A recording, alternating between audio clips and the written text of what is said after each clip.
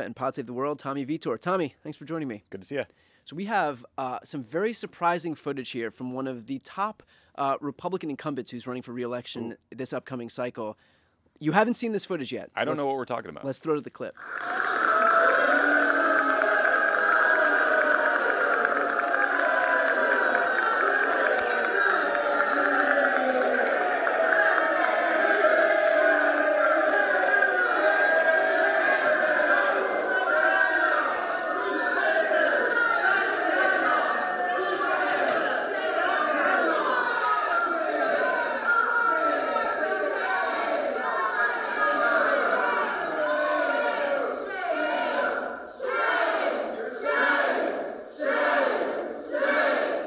So I love how he steps in and instead just quells the booing and incites chants of shame. Go back to the booing, go back to the booing. I love a good shame. Yeah. It's like Game of Thrones. We had the classic shame. Oh yeah. The bell, maybe. I'm curious what you think of here because look, we can see this stuff and it's obviously promising because this is one of our few offensive opportunities. The other being, Iowa, which just had a great result in a special election yesterday. And of course, there are a few other states that we could look to. North Carolina, and maybe even in some, depending on how the environment looks, Texas. Yep. But Susan Collins has been able to weather quite a few storms, and even in other election cycles where Democrats were heavily favored. I believe it was 2018 where Sarah Gideon ran against Susan Collins. Is that correct? Yeah, a lot of money. All the polling showed that Sarah Gideon was going to beat her by like 10 points, and of course she came out of it. And so, how are you thinking about a moment like this, where we're starting to see a real big uprising against Susan Collins, but also keeping in mind kind of the historical trends of Maine? Yeah, look, Susan Collins, she has surprised us over and over again with both how naive she can sound in the face of Donald Trump's authoritarian tendencies, but also the fact that she just keeps winning. And so it's good to see a bunch of super energized, pissed off Democrats showing up at her events. I think this will probably influence her thinking. It'll make her nervous about going out in public and doing events and doing town halls. Not that I want her scared, but I want her to worry politically about having a terrible news cycle like that. So that gives me some hope. That makes me a little more excited. I don't know. How are you feeling? We got a good candidate. We have a good candidate. There are actually a couple of candidates. Yes. I just did interview Graham Plattner, who is this guy is the real deal. He's an oysterman. This is not somebody who was created in the usual Democratic lab of consultants and operatives put together this person that just looks like they were born to run, on the Democratic ticket and just spout out a bunch of platitudes. But this guy is the real deal, economic populist. He is works with Trump supporters. He's doing military veteran.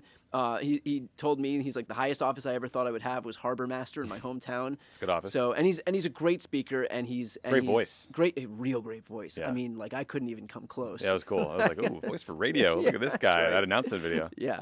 So there, that part I actually feel really good about. Now we'll just see what the composition of the electorate looks like in Maine. Again, we've been here before.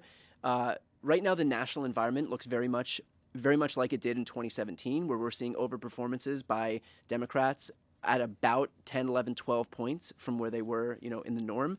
So if we see something similar to what we saw in 2018, in 2026, that could mean we take the House by 40 seats. I mean, we took 41 seats in 2018, but these seats are going to be especially important. Being able to flip these Senate seats and actually have the opportunity to win back the Senate in what is, by the way, a pretty dismal Senate map will be really important. Really, really, really important. Yeah, I mean, there's a few factors at play that I think about. One, Trump's approval is in a very bad place right now. He is extremely unpopular. Hopefully he will continue to get more unpopular. That is good for Democrats. But if you look at polling about the Democratic Party brand, we're not doing great.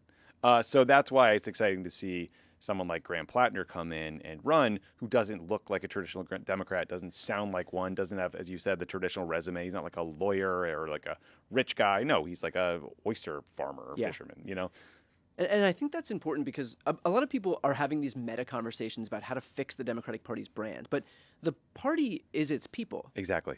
And so the way to fix it is not to just do things, is not to make these inauthentic moves. And I said this the other day, but now I'm going to start talking like this, and I'll wear a backwards hat. Right, we're not going to tweak a couple dials over the DNC room that controls the party. No, it is exactly what you said. It is the people who are running, the candidates who represent us. And so if we have people like Graham, like a lot of the candidates that we're seeing across the country, run and win, that fixes the brand problem because the brand is a reflection of the people in the party. Exactly. To that point, I do want to talk about some news that came out of Axios. I believe it was Alex Thompson who reported that Democrats are considering doing a mid-cycle DNC. And so I'm curious what your thoughts are on that. So I read that story too. I read it almost immediately after I read another Axios story about a big intra-Democratic Party fight over Gaza at the DNC, the current DNC meeting, and it made me worry about the prospect of having another mass gathering where Yeah. Democrats decide not to acknowledge it at all. Right. And look, you know where I am on all these questions of whether Democrats should be cutting off military assistance to Israel. Very much so. I support that. But my concern is more like if you get a bunch of Democrats together in a room, can we all agree upon a set of policies or at least messages to deliver? And so like that's kind of table stakes for doing something like a mini convention in an off year like this. Now, you know, Donald Trump blots out the sun. Every day he wakes up and he truth social something, or he has an event or a 4-hour cabinet meeting, and he dominates the news cycle like no one I've ever seen in my life, no one I've ever seen in politics. And so Democrats, we need to be creative and think of new ways to grab attention back, get our message out, showcase people and candidates within the party, and talk about what we are and what we stand for. Maybe this gives us that opportunity. So I don't want to like poo-poo new ideas or creative ideas, but you know, I'm sort of two minds about it. Yeah, I know that you and I have spoken about this on a video that we did for Pod Save America's YouTube channel. So if anybody who's watching this right now is not yet subscribed to Pod Save America's YouTube channel, go ahead and subscribe. I'm going to put the link on the screen and also in the post description of this video. Great way to support independent media more broadly. But you and I were talking about this, and you know, on one hand, it is good to have opportunities where if we have a mini DNC, then that means that at least for a few days, Democrats get to dictate the narrative. They get to drive the news cycle just because that's where all of the, you know, like when you're handed a stage, it's hard not to garner attention as the result of it. But then there is some concern as well on the flip side of that is it does feel very top heavy, and it feels and the energy in the party right now is not at the top, it's at the bottom. It's at the grassroots level. And I think having an event where it feels like, I mean, it's literally the DNC. So having an event where things are dictated by, you know, the folks at the top and the leadership at a time where there's a lot of distrust and disgust, you know, aimed at those people, and a lot of hope aimed at the people who are in the grassroots and who are running for these offices right now. And I do hope that we see something of a Democratic Tea Party as we head toward 2026. Doing this right now feels a little bit like we're heaping attention onto the wrong folks. Yes, it is quite top heavy. It will certainly be like kind of dictated by the top, right? Like who speaks, what the messages are, what the themes are.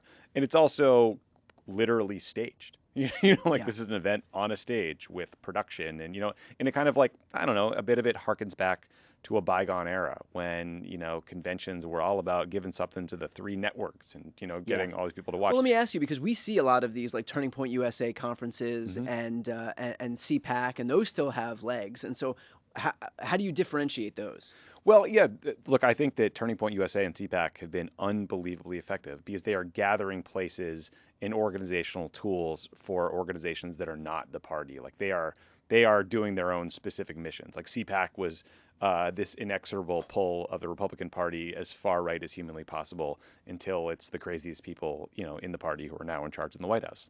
Success. Yeah. TPUSA, they were all about going to college campuses, making, you know, trying to convert people to being a Republican or to make young conservatives feel like they were not alone, or they could talk about, you know, being a Republican and not be embarrassed at a time when Republicans weren't seen as cool. So I do think like both those organizations have been quite successful at their missions. Now, a part of it is these like big events, these gatherings. It sounds like the TPUSA ones are just debaucherous.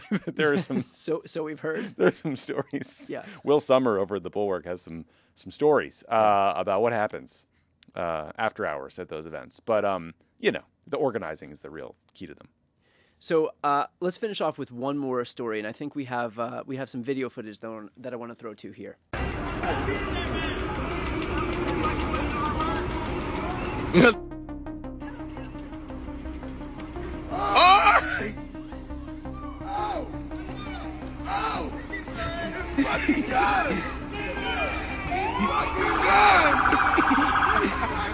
The slowest foot chase in living It memory. makes me laugh every time I see it. Well, the update here is that even in courtrooms where they say that prosecutors could even a grand jury would indict a ham sandwich, they weren't able to indict this guy at the Nope, hands of not a Janine foot Pirro. long. So I'm curious what your reaction to this story more broadly is, given the fact that Trump really has a vested interest in trying to pick people out and make examples out of them.